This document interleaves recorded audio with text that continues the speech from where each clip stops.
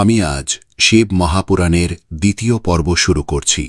তার আগে কয়েকটা কথা বলে নেব। আপনাদের কাছে প্রতিদিন 10 মিনিটের জন্য শিব মহাপুরাণ ব্যাখ্যা করব। এরপর অবশ্যই আপনি শিব স্তোত্রম পাঠ এবং শিব প্রণাম 5 মিনিট করবেন, তবেই আপনার সম্পূর্ণ পুণ্য লাভ হবে। শিব স্তোত্রম পাঠ এবং শিব প্রণাম প্রথম পর্বে আছে, লিঙ্ক নিচে ডেসক্রিপশনে পাবেন। শয়ন অবস্থায় এই মহাশিব পুরাণ শ্রবণ করবেন না। যখন পরিপূর্ণভাবে আপনার 10 মিনিট সময় হবে, ধ্যান অবস্থায় কম্বলের আসনে বসে সম্পূর্ণ পর্ব শ্রবণ করবেন। সংস্কৃত শ্লোকগুলির ব্যাখ্যা সম্পূর্ণ অপরিবর্তিত রেখে বাংলায় গদ্যাকারে আমি শিব মহাপুরাণ পাঠ করছি। পূর্বখণ্ড, নৈমিষারণ্যে সনৎকুমারের আবির্ভাব বর্ণনা। এই অধ্যায়ে ব্রহ্মার পুত্র মহাধর্মপরায়ণ সনৎকুমারের আবির্ভাব কথা বলা হয়েছে। সনৎকুমারের আবির্ভাব বর্ণনার আগে স্বয়ং মহাদেবের বন্দনা করা হয়েছে এবং কোন পরিবেশে সনৎকুমারের আবির্ভাব হয় তার ব্যাখ্যা করা হয়েছে। মহাশিব পুরাণের দ্বিতীয় পর্ব পাঠ শুরু করছি। প্রথম পৃষ্ঠা। তিনি অনাদি ও আদিপুরুষ, সমস্ত জগতের অধিপতি। তার চরণে ভক্তিভরে প্রণাম জানাই। তার ইচ্ছাতেই ব্রহ্মা সৃষ্টি করেন, বিষ্ণু পালন করেন এবং শিব সংহার করেন। মায়ার মাধ্যমে তিনি সমগ্র জগৎকে পরিচালনা করেন। তার নাম ছাড়া অন্য কোনো গতি নেই। সকল প্রাণী তার শরণ গ্রহণ করে। তিনি বিশ্বজগতের পালনকর্তা এবং সকল কর্মের প্রেরণাদাতা। তিনি ত্রিভুবনের শ্রেষ্ঠ পুরুষ ও সর্বত্র বিখ্যাত।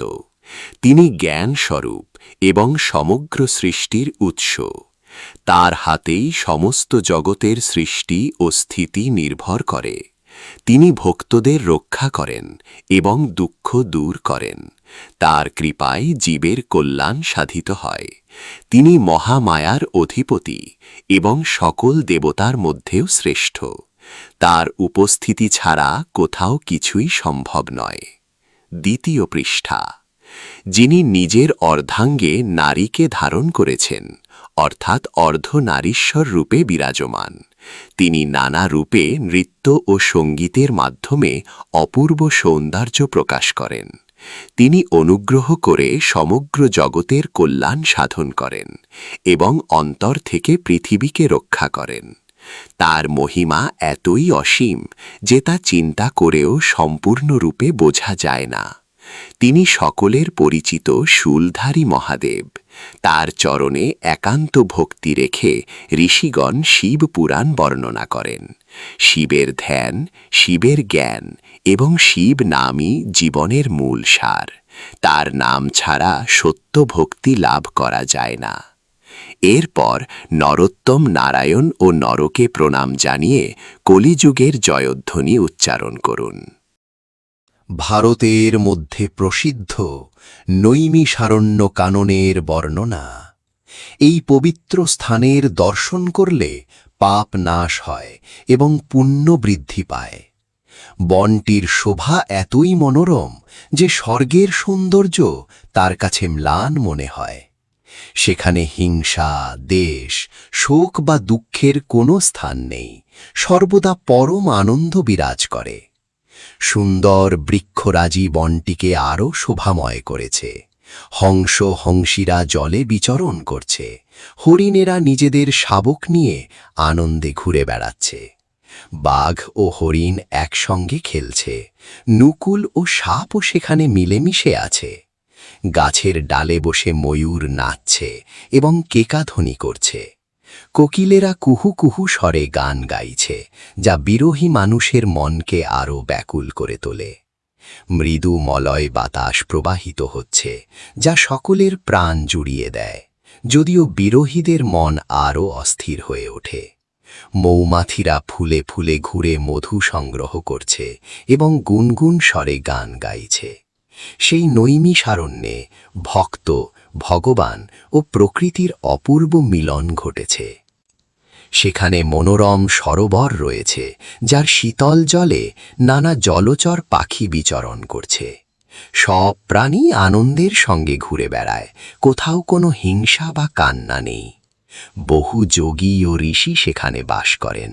তারা বৃক্ষের ফল আহার করেন এবং অজিন বা পশু চর্ম পরিধান করেন। তাদের বসন গাছের ডালে ঝুলতে দেখা যায়, যেন বৃক্ষগুলিও যোগীদের মতো তপস্যা করছে।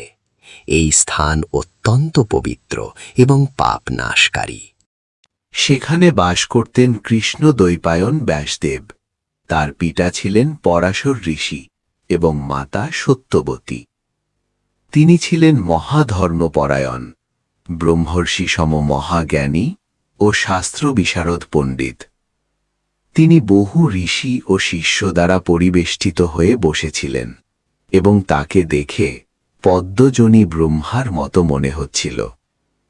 তিনি বেদকে 4 ভাগে বিভক্ত করেন এবং ঋষিদের শিক্ষা দিতে থাকেন।